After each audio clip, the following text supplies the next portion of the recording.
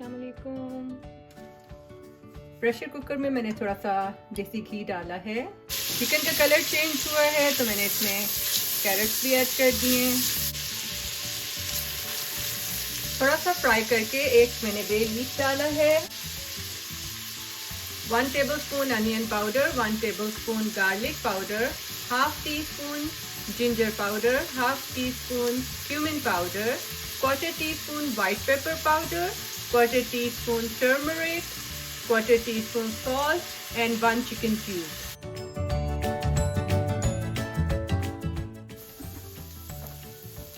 Add little water. Now I'm going to add 1 liter boiling hot water. Add 1 cup washed and soaked rice and half cup pink lentil. ये भी मैंने wash करके सोक की हुई थी। Now give it pressure for 5 minutes. ये अब निकाल देते हैं। 5 minutes pressure दिया है।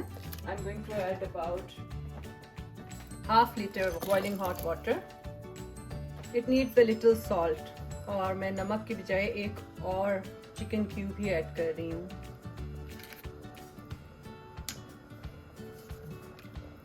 स्टर कर लें।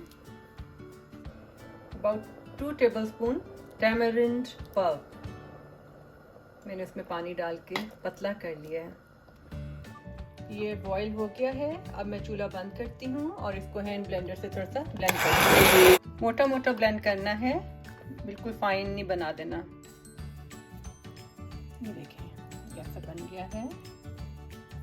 अब मैं इसको थोड़ा सा तड़का लगाऊंगी। पैन में थोड़ा सा देसी घी लिया है और इसमें थोड़ा सा गार्लिक पाउडर डालूंगी।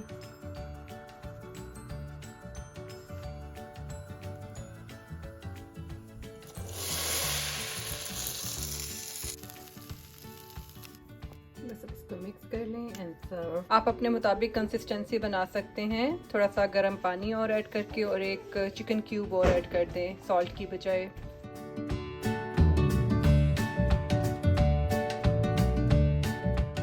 थोड़ी सी टैमरिंड पल्प, थोड़ी सी hot sauce and chopped cilantro डाल के सर्व करें।